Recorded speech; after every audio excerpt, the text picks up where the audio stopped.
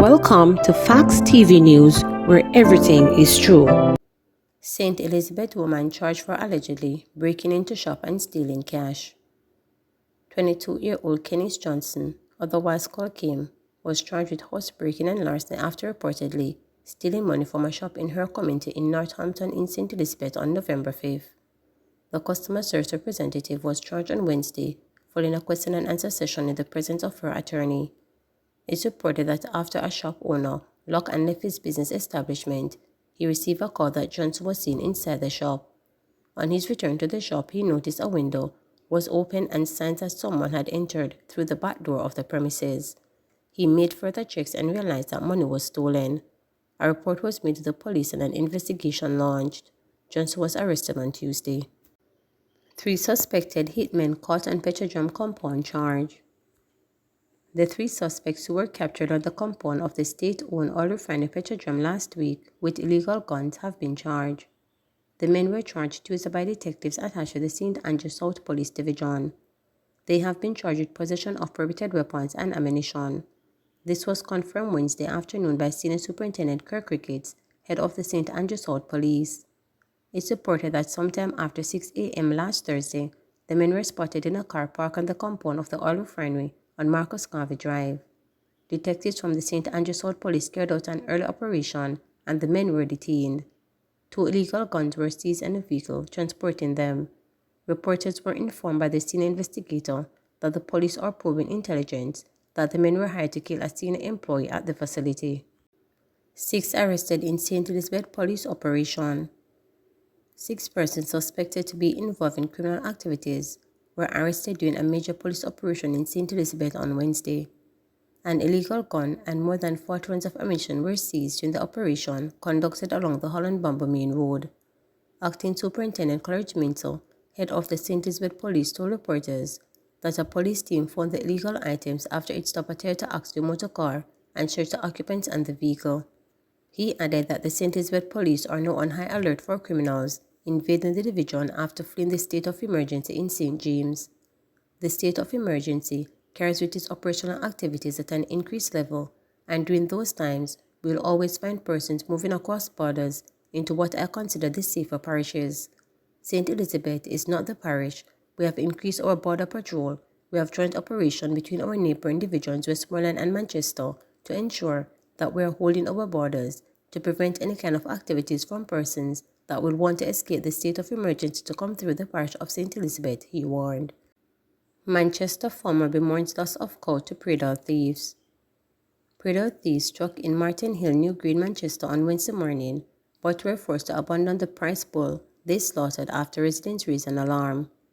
Paul Sherwood, a cattle farmer, said he was alerted by a resident who saw suspicious activity just before daybreak. The police responded, but the thieves escaped. Mr. Sherwood said they made off with a portion of the meat. When I came, I saw the belly there. I saw half of the cow left right at the roadside, or the walk, where they took up the rest of it, he said, noting that the thieves apparently hurried away before the police arrived. Right now, I'm going to have to try to burn the belly and dispose of the rest of it, and it's a big loss for me. The cow valued quite a bit of money. I had that cow for about 5 years now, he lamented. President of the Manchester branch of the Jamaica Agricultural Society, Joseph Oliphant, said discussions are ongoing with the police to address the problem of predar larceny. Mr. Oliphant said many farmers are opting out of the profession because of losses to predar larceny. Esher Primary School mourns loss of young educator.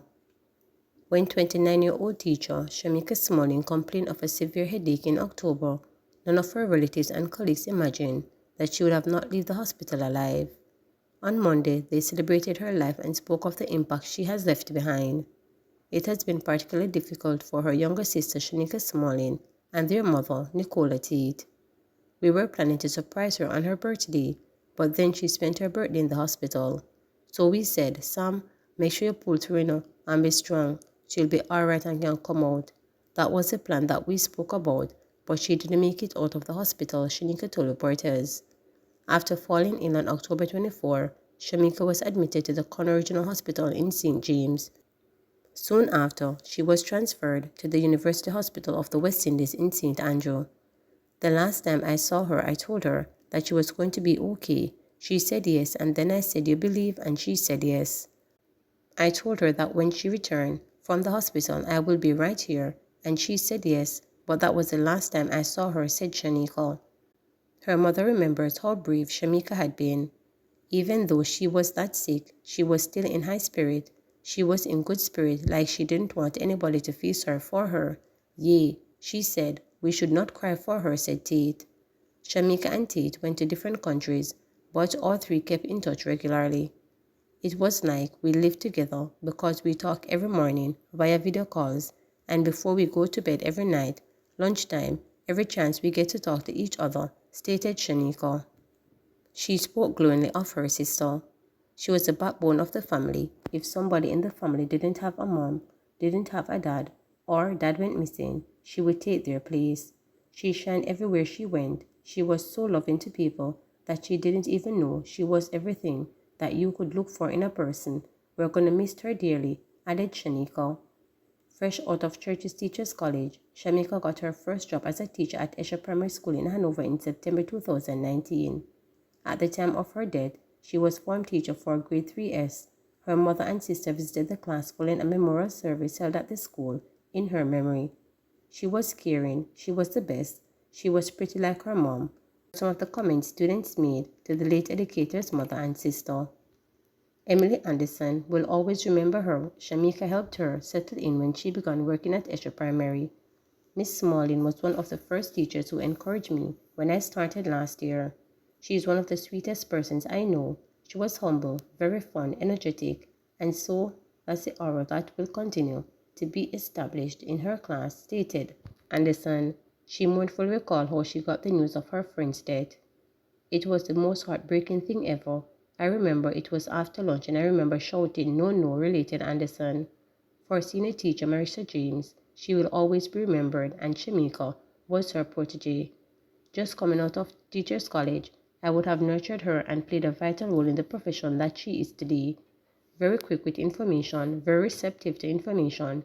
She was a team player, gets the work done on time, and works well with colleagues. She was very pleasant, loving and caring towards her children. She was very productive, very good with her hands. You know, as professionals, teachers, that's what we do. In terms of curriculum delivery, she was very good at ensuring her students did very well. She would have prepared them for the grade 3 diagnostic test between May and June each year, stated James. She said she cries every day because of the loss of someone who became her little sister, and she wonders if it will ever get easier. "This was the last thing that we were hoping to hear. The staff is in mourning. I know that usually grief doesn't get better, but with time you'll feel better. This one I can't see," stated James. "There was not a day goes by that she would leave school and not tell me that she was going home. Even if she can't journey to my class, I can take out the phone and say, 'Miss Smalling, I'm going to leave now to tell you that she is heading home.'" Our relationship was not just on a school level, but somewhat personal, and so the impact is very, she said before her grief-laden voice trailed off.